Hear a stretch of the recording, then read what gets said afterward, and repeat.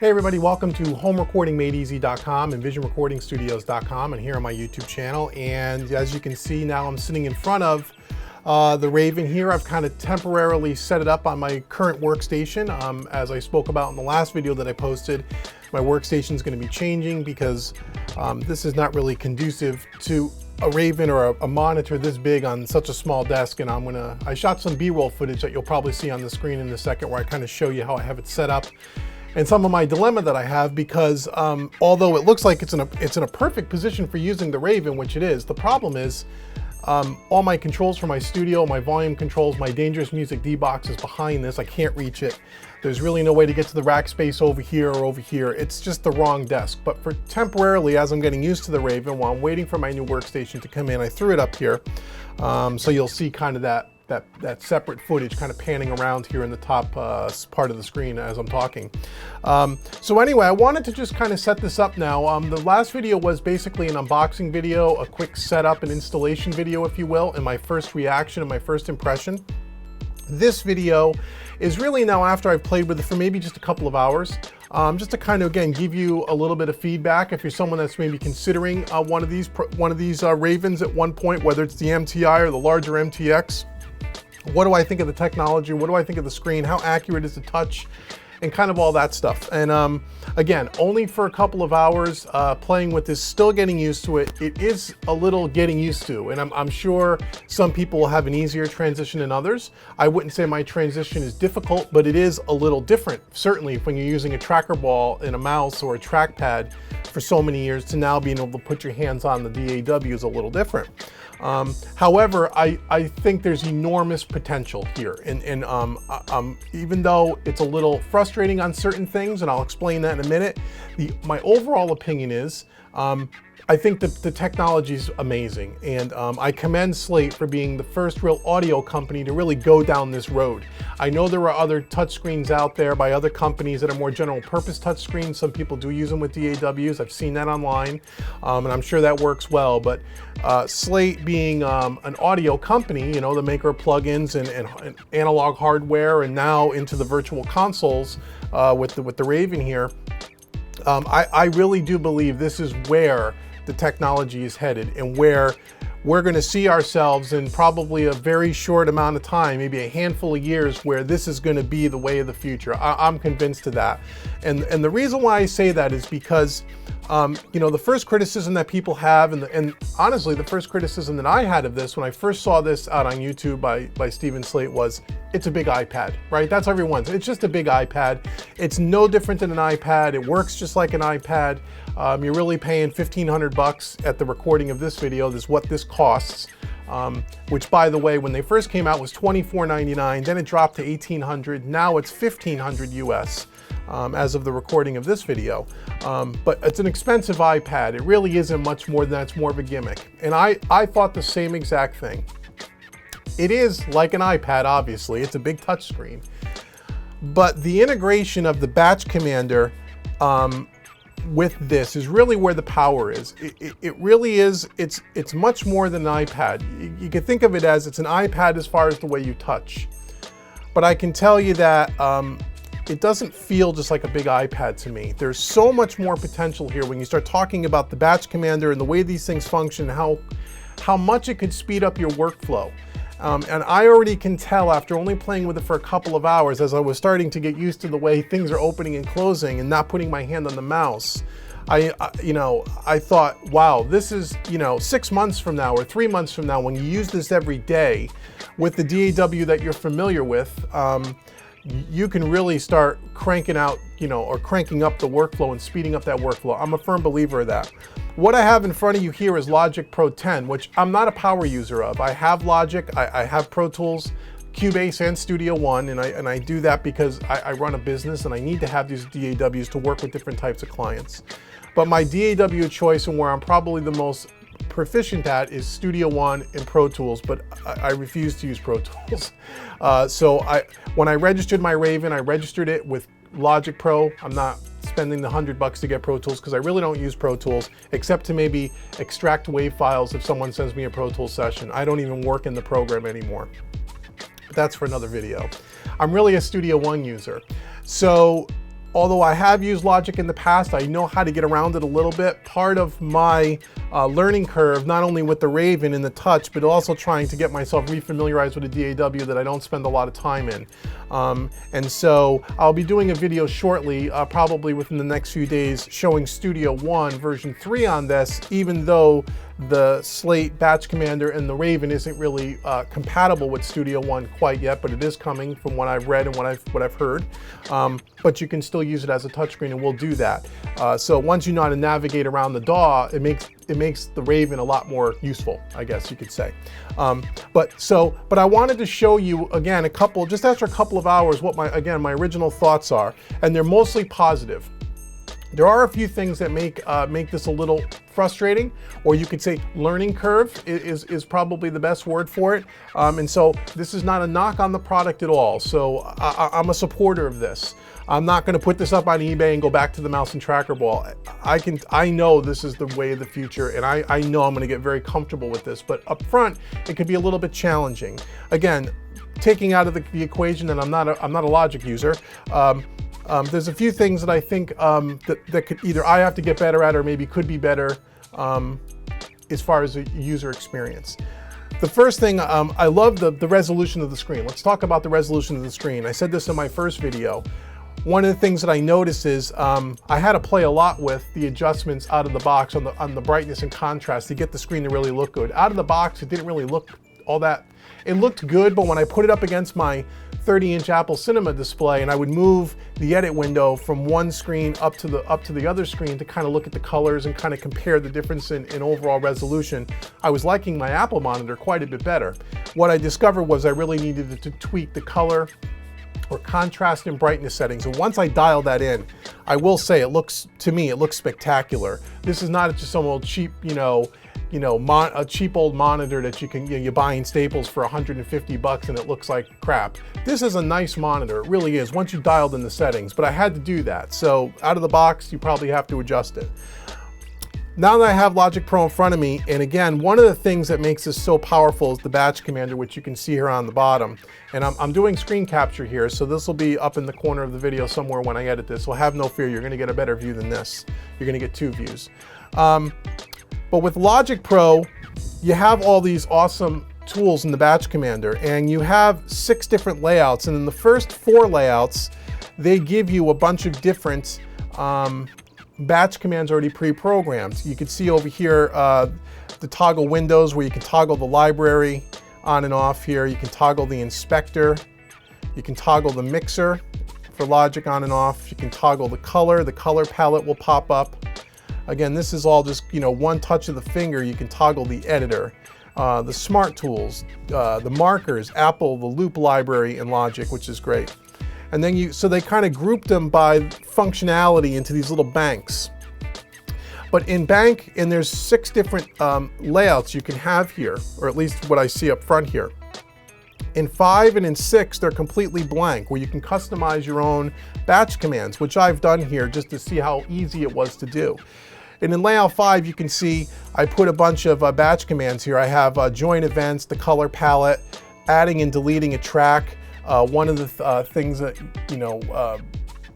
you can see over here. Oh, come on, zoom, zoom, zoom. This is one of the things that's a little bit janky. So you want to zoom the track, fit all windows to track, which is kind of cool. Kind of takes all your zoom and brings it into your real estate, which is nice.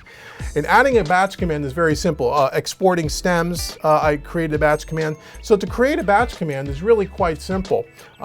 Just to show you, let me do my export stems here. So you just hold down either an existing batch command or an empty bank. You hold it down for a couple of seconds and your batch command box comes up here where you can go ahead and you can program a button to do up to, I think they say 1,000 keyboard strokes and mouse clicks, but I mean, most of them are only a handful, at least in my experience. So this one is one for exporting stems, something you just want at the touch of a button, which would be a shift and shift command, the letter E would be that a shortcut in Logic if you were doing it on a keyboard. Okay, so let me just create it. If I wanted to create a new batch command, you just come down to an empty bank, hold it down. Okay, and then you have a blank screen here. We're gonna add a key command, and then we're going to enter up in here, what is the key command going to be? So if we do Shift Command E on a Mac, you can see it pops up here, Shift Command E, and then you can make it a name. You can name it, which I know you've seen this online before, so the export stems. Okay, and then you can pick a color for it, say purple, or I'll make it blue so it looks different in this box here. Save it and then confirm it. And then here you go, you have export stems. Now if you want to export your Logic session and you want to export your stems, you just hit the export stems button. It opens up the dialog box. Where do you want to put it? So let's say we're going to put it on our desktop. You could save as, and then you just hit save, and it's going to go through the motion. It's going to export our stems. Very, very cool. So it's that quick to create a batch command. And they have a bunch of and I'll show you once this finishes up here. Take a couple of seconds. I'll show you how you can go in, and they have a bunch of predetermined ones and like kind of a quick list. If you're not sure what the most common things are, you can create your own. So I guess what I'm trying to say is what I like about the batch commanders, you can use their presets. You can rearrange them any way you want, which I haven't really done yet. Again, I've only played with this for an hour or so. I'm just giving you kind of a, as I'm kind of moving through this, my updates. But they give you a blank slate on scene 5 and scene 6, or layout 5, layout 6, where you can make the tools whatever you want. So if you have so many batch commands on their predetermined layouts that it's a little confusing, hard to find things, and you only have, say, a handful of things that are important to you, you can put it on the blank scene here, and then you can rearrange them any way you want, which I've done. You can see I have over here in the bottom on the track tools I probably got 7, 8, 10 different batch commands that I created very, very easily. Didn't take much to learn how to do it. I didn't even have to crack open the manual. I just kind of held it and held the button, the thing popped open, and we figured it out. So that was pretty powerful, that you can easily have all your most common functions right in front of you with the touch of a button. Where most of these functions, you have to do multiple fingers on a keyboard if you know all the hotkeys. You have to remember all the hotkeys or all the shortcuts, or you have to do several clicks with a mouse to make that stuff happen. That's the real power of the batch commander. And there's more. Again, I've only scratched the surface. This is just my first video. So that was something that struck me right away, that once I started creating some batch commands, as I was starting to add songs to this session and kind of playing around with Logic, it made things very, very quick. I could see very quickly how this was going to be so beneficial in the future. This is just about done here. I'm not even sure how to cancel it. I don't see a cancel button in Logic Pro, or else I would cancel it for you. Again, I'm not a Logic Pro user, so forgive me. So that's really cool that they're right out here in front of you. Nice big buttons, easy to see. And this is just about done. Couple of seconds. I think I might be able to play around while we're doing this. If you want to hide the batch commander because you want more real estate on your session, you just click this little hide Raven button and the batch commander goes away. And now you can take your, well, it's working here. You can actually take the edit window or your mixer window and stretch it the full size of the screen, which is really neat. If you want to bring the batch commander back up, you just hit the little Raven symbol in the bottom left-hand corner of the screen, and the batch commander comes up. So now our export stems is complete, and it's out on our desktop. If I were to go look, you'd see that it's there. So it's that quick to add a batch command. So that's some of the things I like. I really like the fact that you could just take the scroll bar and just scroll the audio back and forth here. Oops. Really nice that you can do that. If I zoom this out a little bit, here's one of the things that frustrates me. One of the things that I noticed that frustrates me, I'm going to use the mouse to make this somewhat quick so I don't make a big deal out of this video.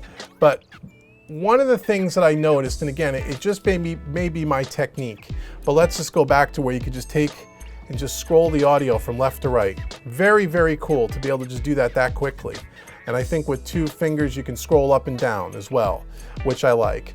One of the things that's a little frustrating, or again, it's technique and it's getting used to.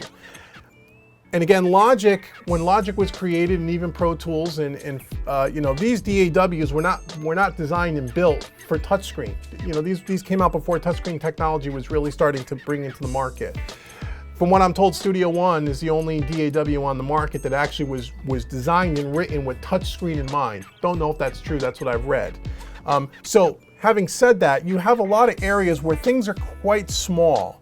And it's difficult to get that accurate touch. One of those things is on the zooming horizontally and vertically in Logic, and these 2 little cursors up here. And it's really sometimes difficult, I find, to get it locked on. There we go. So it takes a few tries to get it done. Now I'm zooming, as you can see on the screencast capture, I'm zooming left to right. I'm zooming out and wide and in. But that's something that takes a little getting used to. Getting that touchdown is something that at first is a little frustrating. The other thing I noticed too is if you want to resize a track, you have to kind of, although now I got it, but I was having a heck of a time grabbing it so the cursor is in that perfect spot. What ends up happening is you end up moving the track up and down. You don't really get a perfect touch to resize the track. Again, you could create batch command to do that. I haven't done that yet, and there may already be a pre-programmed one in here where you could do that all with a batch command. I'm sure that's probably the case, but again, just taking it out of the box, setting it up and playing around with it, that's what this video is to give you my first impressions of it, of some of the hurdles or some of the things that you may find a challenge and some of the things you may like. Again, if you're considering buying one of these at one point. But again, being able to take the track and just move it like that, simple, snap of a finger. But to resize it, you can do it. Like I got lucky here, I grabbed it. But it's getting that touchdown because you can't see, the cursor is underneath your finger when you calibrate the monitor. So if I use the mouse, and you can see over here where the cursor turns into the individual track zoom, you have to be able to place the cursor in a more pretty precise spot and able to do that. And that is not always easy with your finger, at least not for me yet. Now, I've seen Slate and his crew on his website demonstrate something very similar, and they're very good at it. And again, if you do it enough, you're going to get good at it. And that's my suspicion, is I will get good at it. It's just the initial learning curve. You have to be patient with it. And the other thing I thought on that note was, what about if I had a stylus pen? You know, would that be a little bit more accurate? So I ordered one just to try it. I'll use it on my iPad if I don't use it here. But that might be something where, again, if you're trying to hit the little red circle at the top of the screen, it's not always easy to do. You can't always get your finger right on it. The other thing I noticed is that up in the menu bar, like if I want to go touch, you know, say Logic Pro and go to Preferences, to get your finger, there it goes. You got to get your finger perfectly correct in order to do that. And once you get it, it's not so bad, but it does take a little getting used to. So that's just something to be aware of. Again, it's not a knock on the product at all. It's just, you know, it's just a footnote of some of a couple of things that I saw that were a little frustrating. So that's bad news, if you want to call it the criticism. The good news, and what I really love about this, again, let's open up a plugin. So I created a batch command so the mixer will pop up in a separate window. So I called it a floating Logic floating mixer. So I popped it up, and here's my mixer, okay? And to open up a plugin and to be able to do this is just awesome. I mean, I didn't realize how much I was gonna like that until I played with this for 15 minutes, and I went to do this as opposed to a mouse, no comparison, in my opinion. Nice big GUI. This happens to be the Slate virtual tape machine. Nice big GUI. When you're sitting this close to the Raven to be able to pick out and touch it, it is so similar to just taking your hand on the hardware and turning the knob. It's really, really great. And that's what I love about that. And the fact that you could just move this anywhere, move it out of the way, you can throw it up on the other screen and then use your mouse to bring it back down. But that's great. Now again, because you have the small little X at the top, you can close it, but it takes accuracy. Or you could create a batch command, close plugin, and the mouse will go up there and close it. So for every area where you're having a difficult time because maybe the buttons and such are a little bit too small, my suspicion is you could probably create a batch command for it, or something enough to get you around. I don't know. But again, that's really cool. When you start getting into some of the third-party plugins, for example, here is the Universal Audio Neve 88RS. Again, pretty big GUI out right in front of you. But even with a mouse, this is a challenge, this plugin, and a lot of the UAD stuff, because they really emulate the actual hardware. And the actual hardware, an 88RS looks just like this, and the knobs are very small. So to get in there and to try to tweak the knob, again, you have to get your finger on the knob, and then you really can't see the value of what you're turning. So what you have to understand is when you put your finger on the knob, you can kind of move it over to the side And now I could be all the way over here and I'm still, if you can see this in the screen capture, I'm still now adjusting the value of that knob. But you have to start on the knob, obviously. So you have to you can't just be on the knob and turn it. You can do that, but then you can't see what you're really adjusting and you can't see the value of where you are on the knob itself. So you have to kind of touch it, move over a little bit, and now you can see it just fine. Again, a little getting used to. But again, super responsive, even on the third-party plugins that are not made for touch. You know, very, very smooth, very responsive. You know, again, a little bit getting used to, but not really that bad. Again, you know, instantly I feel like, geez, this is a little bit more challenging than using my tracker ball. Well, I've been using a tracker ball, and you have too, for years. So you just get very, very quick at it. But within 10 or 15 minutes, I started to realize this is not going to be nearly as challenging as I originally thought when I started putting my hands on some of these plugins. And I'm going, okay, once you kind of get the feel for it, it's pretty nice, pretty nice. So again, you want to close the plugin, you can close it up here, or you could just close plugin. It closes it for you, that's great. So that is a huge benefit. Having those plugins out in front of you, to me, that's a home run every single time. The other thing, you know, when I'm looking at the Logic mixer, and again, you can use the Raven mixer, which if you just, where's the Raven mixer? Here's the Raven mixer for Logic. Much bigger faders, where you can take it and you can do this responsive thing, that little, you know, very, very smooth, very responsive. But I gotta say, I'm not really happy with this mixer, the Raven mixer. It doesn't, you don't see the signals very good. I'm just not happy with the layout. And again, because I'm new to it, where the Pro Tools version of this, what I've seen on YouTube is the Pro Tools Raven's mixer kind of looks just like, it kind of overlays the Pro Tools and just makes it look bigger. And maybe they couldn't do that with Logic for whatever reason. So this, to me, I'm not too happy with. I like the bigger faders, but I don't like the fact that I can't see my plugins. You have to go to Audio Effects, which will pop up and you can drag this window over here. So I happen to be on the overheads track, and here's the 88RS for the overheads. And it's, you know, I can open up all my plugins here, but let's say I wanted to add a plugin, another plugin here to this bank. There's no, you have to scroll through you have to scroll here and it'll scroll through and read out all the different plugins that you have. But the problem is, what happens if you have 150 plugins in your bank? How do you scroll through it and know where it is? If that makes any sense. And again, maybe there's a way around this, I just don't know yet. So that was one thing I said, I wish there was a way to just hold your finger on this and then your list of plugins pop up like it does, close plugin, like it does in the Logic mixer, where you just kind of hold your finger down, your plugin menu pops up, you keep your finger on the glass, you go to the plugin that you want. If I want a universal audio plugin, I come over to audio units, go down to universal audio, and I can pick one of my you know, universal audio plugins, and there it is. That to me is a little bit easier for me. The Raven, not the Raven side of the Raven mixer Raver plugin bank, I'm not thrilled with yet, but again, I haven't used it that long. To get rid of a plugin, to remove a plugin, I wish you can do that in a batch command, but I don't know how to do that yet. So you have to kind of hold it down here, no plugin, whoops.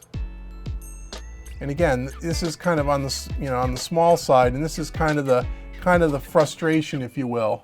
You know, trying to get rid of this plugin, you have to be really accurate with it. You got to kind of, there we go. Yeah, I still can't get rid of it. Isn't that amazing? So again, you can see I'm struggling a little bit, and that's just because, again, I'm not used to it. And again, this is a much smaller, if I do it with the mouse. So you got to really click right on these little two drop-down arrows. You can see my mouse hovering over it. Okay, if you want to get rid of a plugin, let me just put a plugin on here. You have to click right there and then hit no plugin. Try doing that with your finger. It's very, very small. And that's one of the issues. I mean, you could do it. Again, I got it done. It's done. But it takes a little getting used to. Okay, so the plugins are huge. What I like about using just the stock, in this case, the Logic mixer, is not too bad. You know, the Raven mixer has much bigger faders. But I'll be honest, this is not bad. even though it's a little bit smaller, you're so close to it and you can stretch this out the size of the screen if you wanted your mixer view to be bigger. I don't find that to be a problem, to be honest. I would use this before I would use the Raven mixer. Now, I think you can multi-touch this. Can you multi-touch this? No, you don't. Multi-touch is only when you're using the Raven mixer. You can't multi-touch on the Logic mixer, probably because it wasn't designed to do that. So that's where you would have the Raven mixer if you wanted to do multi-touch 2 faders at once. The other thing I like about this is you can just double click and it goes right up to 0, right up to Unity, which is kind of cool.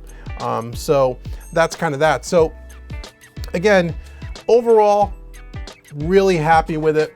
Struggling a little bit with the touch on the smaller objects on the screen.